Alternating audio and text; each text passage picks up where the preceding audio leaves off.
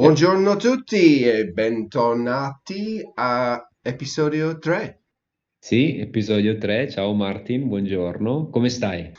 Un po' stanco oggi. Un E po' tu? stanco. Anche io un po' stanco perché è lunedì per noi. Sì. Va bene, e siamo pronti. We are ready for some more numbers because last time we realized there is too many numbers for one class. We need at least two classes for all the numbers, Yeah, maybe more. maybe. I wonder if anybody practiced and tried to count backwards. Can you do it in Italian, Martin? I Have you don't ever know. tried? I don't know. I'm going to try. So, let's go.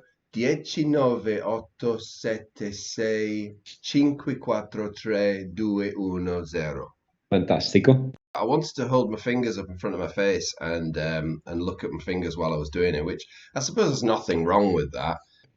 Right, right. Well, obviously that's not the easiest thing, and sometimes, I have students that try to improve their Italian, try to speak to me. Maybe people that are at a decent level, and sometimes they will either be able to focus on pronouncing things the right way or on using good grammar. So Yeah. if they focus on using correct grammar, their accent would be bad.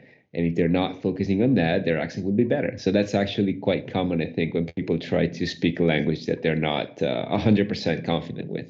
Yeah, I guess so. And I guess that's why sometimes it almost becomes easier to speak in another language when you've had, let's say, a glass of wine or something, because you've not got that barrier and you're just thinking freely, aren't you? One glass of wine, though. If it's more than one, it becomes a bit more tricky. But one is better usually. Yes. Well, I think possibly the more that you drink, the less you worry about making mistakes. Whether people understand what you're saying is a different thing entirely. That is absolutely correct. I agree with that. Excellent. Okay, so what are we doing today, Marco, then? Did we decide?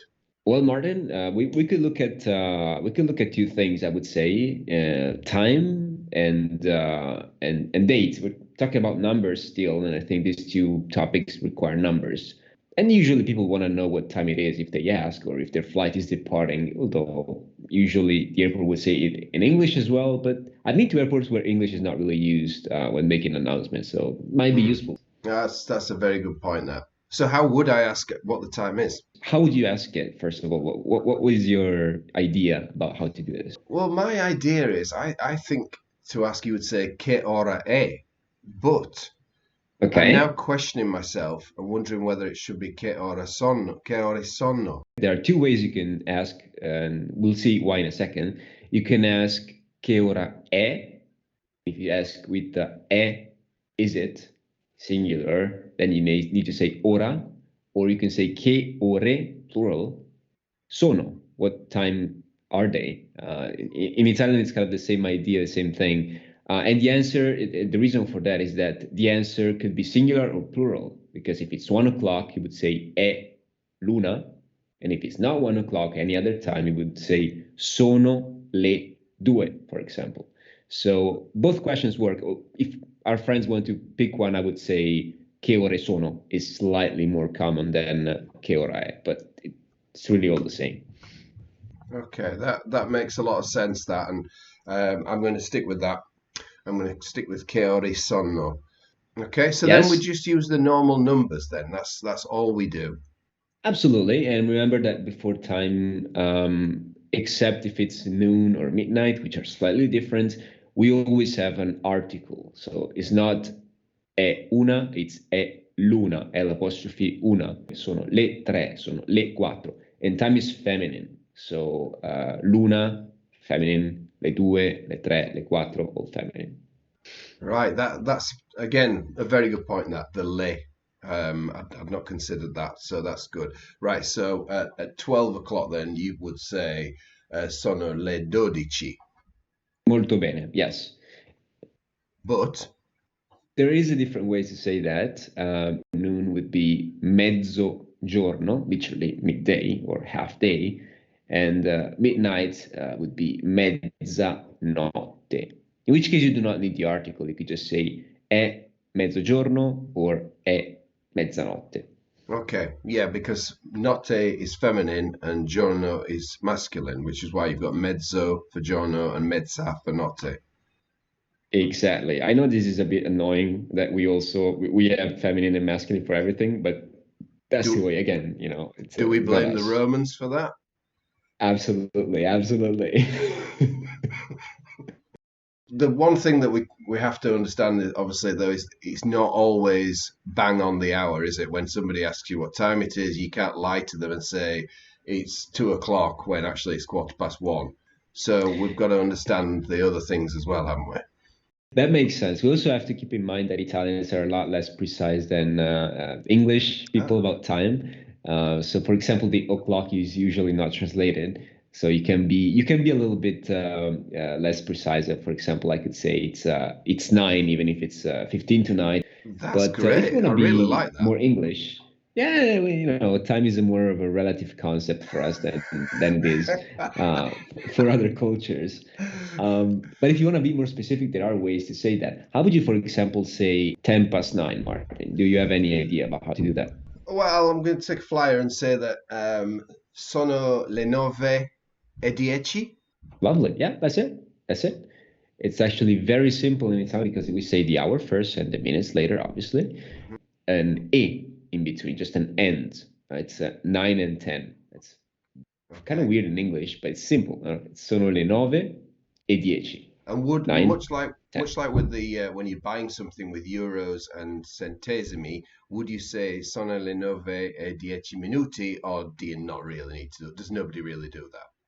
So just to clarify, for example, if you say 9:10, that could be the answer to 9 euros and 10 cents, as well as 10 past 9. Basically, 9:10 could work for both. So I would say Italian is quite a lot simpler than English. You have a lot less to remember, to say the time as well as to say the price of something. Okay, right. So that it's as easy as that. Then we can just use for 10 past, 20 past. Would we also use? Let's say if it was 9:40, would we say sono le 9:40? Absolutely, yes. Although, as you know, as you do in English, when it's 20 minutes to a time or less, there's also another way you can do that in English, and the same works in Italian. You could definitely say sono le 9:40, it's 9:40 minutes, or you could say, do you know the other way to do this? Well, with my mathematical knowledge, I would say sono 10 meno 20. Very nice, sì. Sono le 10 meno 20. Literally, that would mean it's 10 minus, because meno means minus, 20, implying minutes, obviously. So it's pretty straightforward then, really, isn't it? It's just A for and meno or meno. I get the pronunciation correct. Meno for using to the hour then. And then on top of that, I'm guessing that we talked about mezzo, and you've also got quarter past and quarter to. So would you say e quarto and meno quarto? Absolutely, yes. You could say e un quarto. Ah, Very important that un, because yes, because you could also say e tre quarti when it's 45 past. So le 9:03 would be it's 9:45 minutes, 9 and 3 quarters. So e un quarto, e mezzo, e tre quarti. The o'clock is usually not said in Italian. We just say sono le 10. There are ways to say o'clock, but we usually don't say that. okay. So because I was going to ask that, I've written that down. I seem to think that you could say sono le 10 in punto. See, but that's more than just o'clock. Because I think, especially in British English, correct me if I'm mistaken, Martin, but that o'clock does not need to be super precise. Whereas if we say 10 in punto, you're really looking at the clock and you're saying it's 10, 0 minutes, and either 0 seconds or very few seconds. Like you're being very, very precise, Okay. right? So, for example, if you're talking about the liftoff of a rocket ship, Mhm. you might say is going to depart at 10 alle 10 in punto because they need to be very, very precise. But even for a plane, it's not that precise that you would need to say in punto. All right, that makes a lot of sense. And I guess it's one of those things that you just need to practice quite a lot, isn't it? And it's hearing it, isn't it? I mean, so I'm going to be in an airport today, and I'm guessing that once I reach Napoli, that's what I'm going to be hearing. I'm going to be hearing the announcements in Italian, and it's recognizing these numbers quickly, isn't it? Absolutely, and I think that a good tip here. In Italian, the hour is always coming before the minutes. The hour first, the short arm of the watch of the clock first. Sono le 4:10. It's 4 hours and 10 minutes. Sono le 7:40. 7 hours and 40 minutes. Okay, that's good. I like that. Oh, and let me add something. This is usually the way we do this. But there are some situations in which we will use military time. So you might hear sono le 15 as another way to say it's 3 o'clock in the afternoon. It is not super common. People will not say sono le 15 if you ask them, but it's more precise. So there's no question about whether you talk about morning or afternoon. We're not going to say AM and PM. Okay, yeah, right. That's a very good point. I'd not even considered the 24-hour clock. Right, well, we're happy with numbers and we're happy with telling the time. So now we know what time it is. What day is it? Well, it's going to be very confusing for our listeners, but let's assume that today is January the 1st, which it's not, unless it is. Well, first of all, we need to know January, which I know is gennaio. Good. I'm gonna. I think it's e. It would be e gennaio, or è il primo di gennaio. Lovely. That would work. Although there's a simpler way to say it, we do not need to say primo or first, cardinal number, whatever that's called. We could just say l'uno gennaio is the 1 January, or l'uno di gennaio is the 1 of January, which is much more commonly heard. And I would say easier because you know uno, you may not know primo. Right, okay, that's a great tip, is that? And obviously it's uno because it's uno giorno, and so it's not una. Exactly. So we said that times are feminine, but days are masculine. Okay, so I'm going to ask you a question here then, because yes, I get that. I understand that the day is masculine, so that's why, and hours are feminine. However, minutes are masculine, but that doesn't affect anything. I'd never thought about it. No, I would say that it has no effect. Maybe on races, like if you like Formula One, then there might be a lot of situations in which you will hear about minutes and even seconds and fractions of a second, which all are masculine. I minuti, i secondi, il decimo di secondo, for example, the tenth. But I would say in normal conversation, we do not even know that minutes are masculine because, as said, le 9:10. That 10 does not need to even have an article. I would say for normal conversation, you do not need to worry about that. All right. Well, that's another cardinal number you've mentioned there with decimo. So far in this episode, we've had primo, we've had quarto, and we've had decimo. So we may as well do the first 10, hadn't we, while we're here? We would have primo, secondo. By the way, primo and secondo we also use for first plate and second plate. That's a very common way to also hear them used. I primi, for example, pasta or rice or whatever. I secondi, for example, the meats or the fish or the vegetables if you're vegetarian or vegan. And then we continue with terzo, quarto, quinto, sesto, settimo, ottavo, nono, and decimo. Okay, and all of these words can also be masculine or feminine, can't they? Depending on what the noun is. Correct, Martin, because these are just normal adjectives. Basically, they behave as adjectives. So, è la prima volta is the first time. And then we can also even have primi and prime. So we said gennaio. Why don't we finish the 12 months of the year? Because these are usually quite important.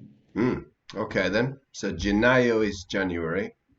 And then we've got febbraio. marzo, marzo, aprile, aprile, maggio, maggio, giugno, giugno, Giugno, and then luglio. luglio, molto bene. This GL sound in Italian is very tricky, always very annoying for English speakers, but luglio, you said it right. And then agosto. Agosto, good. And then it gets really quite simple then because it follows the numbers because obviously the seventh month of the year must be settembre and the eighth month, Settembre, which is yeah, the ninth. and the eighth month must be ottobre, Ottobre, yeah, and then you've got novembre sì. and Novembre, decembre. Dicembre. dicembre. Dicembre. Exactly. Yeah, but it's an interesting one that obviously the months do come from numbers towards the end, but they're out of sequence, and that's because of, as I understand it, it's because of the Romans again. Martin, when I told you that it's always the Romans. So I'm not really an expert in this, but what I think happened is that the Romans used to have 10 months in their calendar, and which basically started with March. So January and February, they didn't call them months. I think they existed as periods of times. I don't know really what they were doing, but basically the Romans were following a lunar calendar, not a solar calendar. So their year was about 300 days long as opposed to 365 or 366, which created this issue that then, fun enough, we carried on basically with in English and most other languages really. The Romans also created you the problem, not only us. Yeah, but it's an interesting one because I heard the story a different way. I heard that January and February were the first and second months of the year. And then all of a sudden, Julius Caesar decided one day to have a meeting and he decided that he wanted 2 months to be named after him and he wanted them right in the middle where the weather was better. I didn't know this, but it makes so much sense. Which is why we have months named after Julius, Lulio, and Caesar is Augusto, isn't it? Because it's Augustus Caesar. Yeah. Right, definitely. Now I didn't know I may this. have completely made that up. I don't know, but I'd be interested to know if we do have a listener out there. Perhaps they could send us a message and let us know what's actually real here. Absolutely. So yes, these are the 12 months. And then the last thing that we didn't say, days of the week, which again are in Italian based out of Roman gods. So we Yeah. finished with another Roman issue over there. Do you wanna give it a go, Martin? Okay. So today is, depending on when you're listening to this, is lunedì, Sì, lunedì, and then you have martedì, martedì, then mercoledì. mercoledì. The accent always Mercoledì. goes on the The very good. accent is on the, yes, that's right, because the I has got an accent on it. Of course, that makes It sense. Okay, does. so mercoledì, giovedì, Giovedì, good. venerdì, Venerdì, and then we stop having the D's, don't we? we do, Okay, indeed. because we have sabato Sabato, and then domenica. domenica, very good, yes. And as you correctly said, all days between Monday and Friday, so the working week, so to speak, we always end the days with di, which by the way is the old way to say giorno. It's not very used anymore, but let's say in older Italian, buondì would be the same as buongiorno. Now we don't say that, but it's understood. Very good. All right. Well, I think we've learned quite a lot there and packed quite a lot into that episode. So perhaps we should let people go away and put their heads in the freezer to cool down a little bit.